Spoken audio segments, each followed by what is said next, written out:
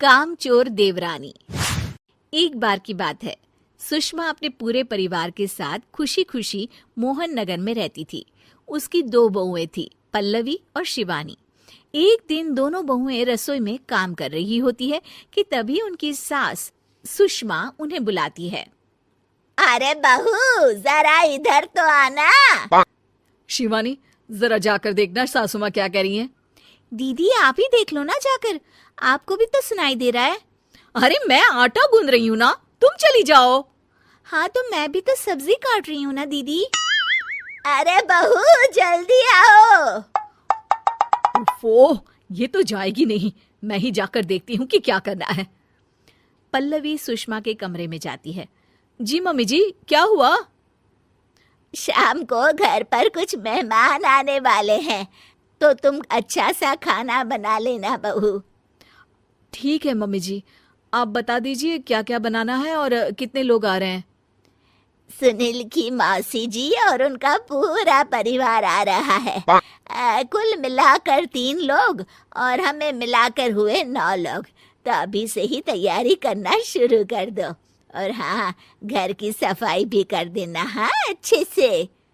जी mummy जी, सब काम हो जाएगा, आप चिंता मत कीजिए। पल्लवी शिवानी को घर में मेहमान आने वाले हैं इसके बारे में बताती है। क्या 9 लोगों का खाना बनाना होगा, घर की सफाई करनी है? बाप रे, सासू माँ ने तो हमें घर की नौकरानी ही समझ कर रखा है।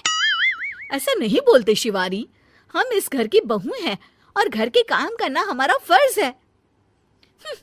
दीदी तो है ही सासू माँ की चमची, जब देखो सासू माँ सासू माँ। मैं तो इतना सारा काम नहीं करने वाली। शिवानी कपड़े लेकर गमला साफ कर रही होती है और चक्कर आने का नाटक करने लगती है। मेरा सर चकरा रहा है। तभी वहां पल्लवी और सासू माँ जाते हैं। अरे बहू, क्या हो गया तुम्हें? मम्मी जी, बहुत तेज सर में दर्द हो रहा है। तुम एक काम करो शिवानी, आराम कर लो।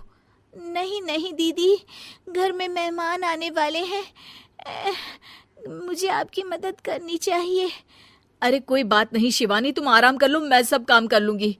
ठीक है दीदी, अगर आप इतना कह रही हैं तो आराम कर लेती हूँ। शिवानी आराम से अपने कमरे में मैगजीन पढ़ रही होती है। इसे कहते हैं आराम की जिंदगी। इतना सारा काम। चलो सारा काम खत्म हो गया, शिवानी को देख आती हूँ।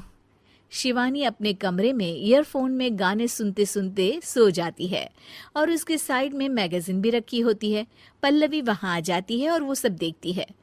ओहो, तो मतलब सब काम चोरी का बहाना था। अभी बताती हूँ इसको। घर का सारा काम मुझे करना पड़ा और ये महारानी यहाँ मैगजीन पढ़ रही है, गाने सुन रही है।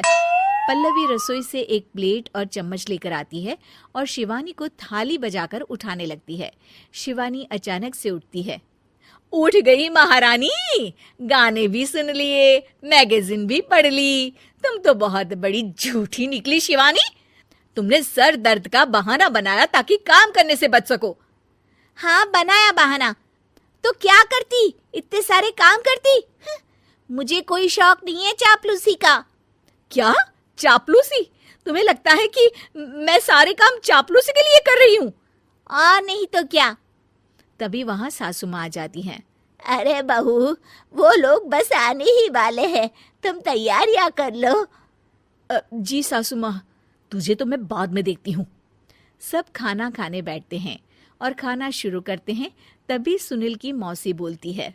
वाह भाई वाह, खाना तो बहुत ही अच्छा बना है सुषमा जी, एक एक चीज में क्या स्वाद है। ये सुनकर शिवानी मुंह बना लेती है। उसे अपनी जेठानी की इतनी तारीफ रास नहीं आती। आपकी बहुएं तो बहुत ही अच्छा खाना बनाती हैं। हाँ बनाती तो दोनों ही अच्छा है, पर आज ना ये सारा खाना बड़ी बहू ने बनाया है।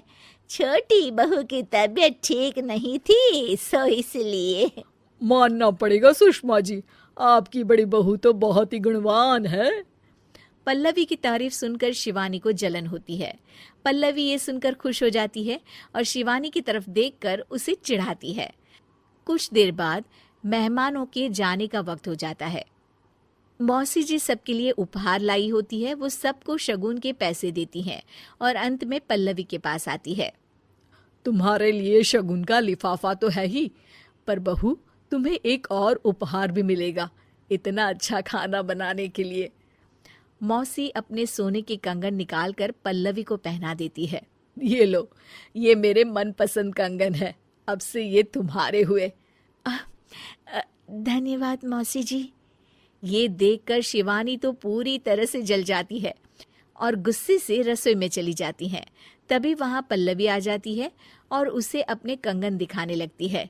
देवरानी जी, अब आपका सर दर्द ठीक तो है ना? मुझे लगता है कि अब सर दर्द शुरू हो गया होगा आपका।